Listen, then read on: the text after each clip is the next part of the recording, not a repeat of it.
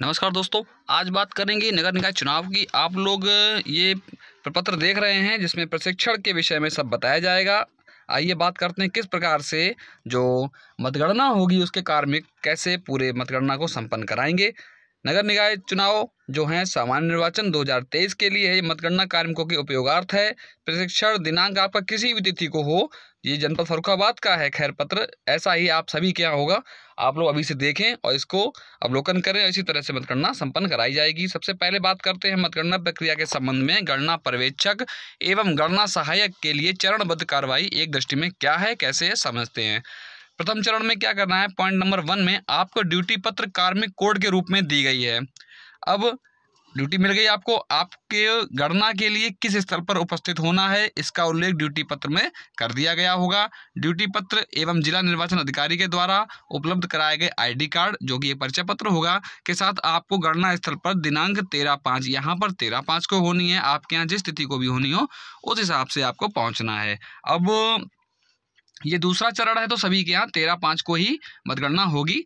प्रातः 6 बजे यहाँ पर बुलाया गया है। उसके बाद में गणना हॉल में मोबाइल, ज्वलनशील पदार्थ, पानी, लाइटर, पान, बीड़ी, सिगरेट मतलब कि इन सबको जो है कदापि ना लेकर के जाएं। उसके बाद में बिना ड्यूटी पत्र और ID कार्ड के आपको गणना जो हॉल होगा जहाँ पर काउंटिंग होगी वहाँ पर प्रवेश नहीं दिया जाएगा। अतः जो ड्यूटी पत्र है उसके साथ साथ अपना ID कार्ड भी जेब पर लगाकर ही प्रवेश अंदर करेंगे आप। अध्यक्ष एवं सदस्य जो होंगे पद की मतगणना एक साथ एक ही टेबल पर होगी। जो अध्यक्ष होगा नगर पालिका का वो और जो सदस्य होंगे चाहे सभासद के हों या नगर पालिका के जो रहते हैं सदस्य वो हो, उनका एक टेबल पे ही गणना की जाएगी। उसके बाद में आपको किस टेबल पर मतों की मतगणना करनी है इसकी जानकारी वहाँ पर जो RO होंगे उनके द्वारा आपको मतगणना प्रारंभ होने के 1 घंटे पहले से ही दे दी जाएगी कि आप लोग उस टेबल पर जाकर के पहले से बैठ जाएं। उसके बाद में RO के यहाँ अपनी उपस्थिति दर्ज कराते हुए अपने सहायक के साथ निर्धारित टेबल पर उपस्थित हो। आप लोगों की टीम होगी एक, आपको सभी को उस टेबल पर बैठ जाना है। फिर द्वितीय चरण शुरुआत होगी और पहला पॉइंट इसमें दिखाया गया है कि मतगणना शुरू होने के बाद कोई भी गणना कार्मिक गणना कक्ष छोड़कर बाहर नहीं निकलेंगे। मतलब कि गणना अगर शुरू हो गई है तो आप वहां से अब उठकर नहीं जाएंगे जब तक कि गणना आप जो है संपन्न ना करा दें। विशेष कार्य के लिए RO की अनुमति प्राप्त की जाए। कुछ कार्य होते हैं जो दैनिक क्रिया के हैं, अगर ऐसा कुछ होता है तो आप लोग जो है RO की अनुमति ले सकते हैं और जिसके बाद आप लोग जा सकते हैं। फिर है किसी राउंड में किस वार्ड के किस मतदेय स्थल की गणना किस टेबल पर होगी, उक्त का चार्ट RO के द्वारा गणना पर्यवेक्षक को उपलब्ध कराया जाएगा। उसके बाद में प्रत्येक राउंड में आपके टेबल पर मतपेटिका एवं मतपत्र लेखा उपलब्ध करा दिया जाएगा। उसके बाद में चेक करें कि जिस मतदेय स्थल की गणना करनी है उसी से संबंधित मतपेटिका ही टेबल पर प्राप्त हुई है। उस पर चार्ट चिपका होगा मतपेटिका पे, आपको भी एक चार्ट मिला होगा, उसको आप मिलान कर लेंगे और आप पहले सुनिश्चित कर लेंगे कि ये वही मतपेटिका है। उसके बाद ही मतपेटिका को खोलेंगे। उसके बाद में एजेंट को मतपेटिका का सील दिखाना सुनिश्चित करें। वहाँ पर जो भी जिस भी दल का एक एजेंट होगा उसको मतपेटिका दिखानी होगी कि आप लोग देख लीजिए ये मतपेटिका बिल्कुल ही सील बंद है। उसके बाद मतपेटिका को खोल देंगे। सर्वप्रथम हैंडल से तार को पृथक करके जो हैंडल होगा उसको तार उसमें लगा होगा तार को अलग कर देंगे। उसके बाद में उसके जो होल होगा उसमें एक उंगली डालकर ट्रिगर को अपनी ओर खींचते हुए 2 राउंड एंटी क्लॉकवाइज घुमाने पर मतपेटिका अपने आप जो है स्वतः खुल जाएगी। इसके बाद मतपेटिका से मतपत्रों को टेबल पर निकाल लेंगे, मतलब पलट दीजिए आप, बिल्कुल खाली कर दीजिए। फिर क्या है, मतपत्र निकालने के बाद खाली मतपेटिका एजेंट को भी दिखा देंगे। आप लोग देख लीजिए, मतलब ऐसा बोल देंगे जो एजेंट होंगे कि देख लीजिए पूरी मतपेटिका अब खाली हो चुकी है। उसके बाद में जो मेज के नीचे होगा, उसके बाद में मेज के नीचे आसपास देख लें कि कोई मतपत्र तो गिरा तो नहीं रह गया है। ऐसा देखने के बाद में आप लोग प्रति चरण में प्रवेश करेंगे और फिर क्या है, पॉइंट नंबर 1 में मतपत्रों को रंगों के अनुसार खोलकर उल्टा करके एक के ऊपर एक रख करके मतलब कलेक्ट कर लेंगे इकट्ठा और 50-50 की एक गड्डी बना लेंगे। उसके बाद में अंतिम गड्डी जो होगी 50 से कम बचने पर उसके उस पर पर्ची लगाकर कुल मतपत्रों की संख्या अंकित कर देंगे। मतलब देखो सब तो 50-50 के हो गया। मान लीजिए कोई गड्डी पतली बनती छोटी बनती है, इसमें मान लीजिए 13 ही मतपत्र आए तो उसको गड्डी बनाकर रबड़ लगाकर उसके ऊपर 13 मतपत्र लिख देंगे। उसके बाद में प्रत्येक बंडल को खोलकर प्रत्याशी वार मतपत्र अलग अलग छांटा जाएगा। मतलब किस प्रत्याशी का कौन कौन सा वोट आ रहा है वो अलग अलग आप लोग जो है मेंशन करते हुए रख देंगे वहीं पर। उसके बाद में संदिग्ध या फिर अवैध मतपत्र को अलग कर दिया जाएगा। जैसे जो भी रिजेक्टेड हैं या संदिग्ध लग रहे हैं या अवैध हैं वो लोग, तो उन मतपत्रों को अलग से कलेक्ट कर लेंगे। प्रत्याशी वार वैध मतपत्रों का 50-50 का बंडल बनाया जाएगा। उसके बाद में अंतिम गड्डी 50 से कम बचने पर उसके ऊपर पर्ची लगाकर कुल मतपत्रों की संख्या अंकित भी कर देंगे। उसके बाद में प्रत्येक उम्मीदवार के वैध मतपत्र जो होंगे उनके बंडलों को एक साथ बांध देंगे, उस पर प्रत्याशी का नाम व मतपत्र की संख्या लिख दी जाएगी।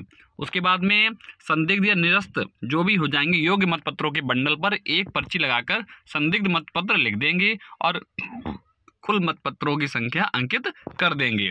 उसके बाद में मतपत्र लेखा से कुल पड़े मतपत्रों की संख्या चेक कर लेंगे और उसकी जो गणना हुई वो पर्यवेक्षक मतपत्र लेखा भाग 2 भर देंगे। यदि कोई अंतर आ जाता है मान लीजिए तो उसका उल्लेख कर अपने हस्ताक्षर से आरओ को उपलब्ध कराते हुए अवलोकन कराएंगे। फिर क्या है कि मतपत्र लेखा भाग 2 जो होगा वो अध्यक्ष एवं सदस्य पद के लिए पृथक पृथक मतलब अलग अलग से ये भरा जाएगा। अध्यक्ष और सदस्य जो होंगे उनका अलग अलग भरा जाएगा।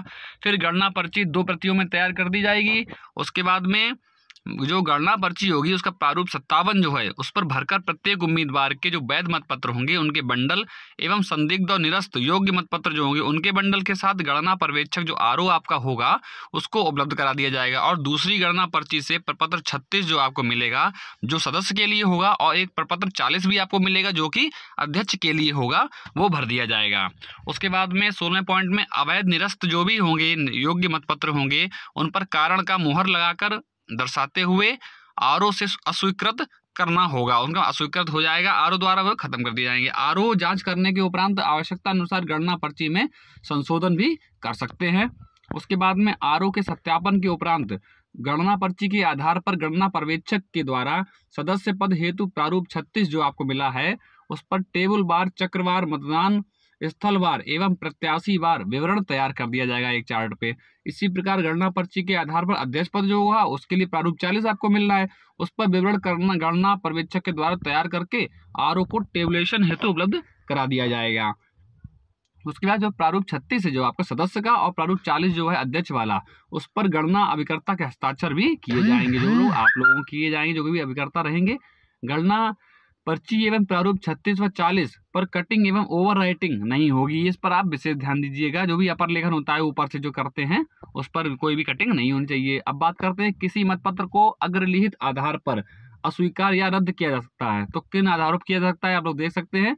यदि उस पर कोई ऐसा चिन्ह लगा हो जिससे निर्वाचक की पहचान की जा सकती हो, या यदि वह नकली मतपत्र हो, या फिर यदि मतपत्र क्षतिग्रस्त या विकृत हो जिससे वास्तविक मतपत्र के रूप में उसकी पहचान स्थापित न की जा सकती हो, या फिर यदि मतपत्र संबंधित मतदेय स्थल का ही ना हो कहीं और से ले आए गए हों, ये सभी जो है अवैध वाले हैं मतपत्र, इन पर ध्यान दीजिएगा। पॉइंट नंबर उसके बाद में फिर पॉइंट में क्या कह रहे हैं, यदि एक से अधिक अभ्यर्थियों के पक्ष में मतदान किया गया हो तो मतलब पता लगा जो बैलेट पेपर होगा उस पर 2 चिन्हों पर उन्होंने लगा दिया गया है तो वो भी गलत हो जाएगा। यदि उस पर कोई मत अभिलिखित ही ना हो तो भी वो गलत चला गया।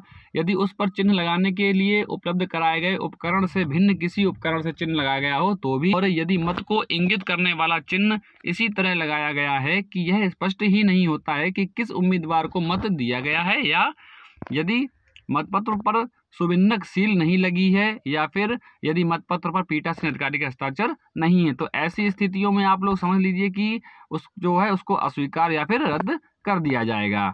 उसके बाद में आते हैं किसी भी मतपत्र को निम्नलिखित आधार पर रद्द नहीं किया जाएगा। आप लोग ये भी देख लीजिएगा कि यदि मत को इंगित करने वाला चिन्ह अस्पष्ट है तो भी नहीं है, मतलब उसने जो है मत को इंगित तो कर दिया, उसने जो मोहर लगाई है वो हल्की लगी है तो भी उसको मान लेंगे। किसी विशिष्ट अभ्यर्थी के नाम के सम्मुख एक से अधिक बार अंकित किया गया हो, या एक उम्मीदवार के खाने में स्पष्ट चिन्ह के अतिरिक्त उसके पृष्ठभाग में या गहरे रंग वाले छायाकृत स्थान में भी चिन्ह लगा हो, या फिर चिन्ह किसी उम्मीदवार के खाने में आंशिक रूप से लगा हो तथा शेष भाग खाली स्थान में लगा हो, तो भी मूल चिन्ह किसी एक उम्मीदवार के खाने में स्पष्ट रूप से बना है किंतु मतपत्र को गलत ढंग से मोड़ने के कारण उसकी छाप अन्य उम्मीदवार खाने में बन गई है, तो भी मतदाता द्वारा मतपत्र को हाथ में लेते समय असावधानी के कारण उस पर उसके अंगूठे के निशान पर धब्बा पड़ गया हो तो भी जो है इन आधार पर उसका वो मतपत्र जो है रद्द नहीं किया जाएगा। इसके बाद में आप लोग देख सकते हैं अंतिम में माननीय प्रेक्षक जो होंगे और जिलाधिकारी महोदय हैं उनके द्वारा रैंडम आधार पर किसी भी टेबल की मतगणना को चेक कर लेंगे अर्थात सावधानी पूर्वक मतगणना एवं प्रपत्र भरने का कार्य किया जाए। किसी भी प्रकार की जानकारी या समस्या हो आप लोगों को दो वहाँ पर आरओ जो है मौजूद रहेंगे, आप लोग उनसे जो है डिस्कशन कर सकते हैं और सही से आप लोग जो है मतगणना संपन्न कराएं। धन्यवाद। इसी के साथ आप लोगों को ये जानकारी देना मैंने सोचा जरूरी है क्योंकि अब तारीख भी पास आ रही है, तो आप लोग ऐसी ही जानकारियों के लिए चैनल से जुड़े रहें, चैनल को लाइक करें, सब्सक्राइब करें। धन्यवाद।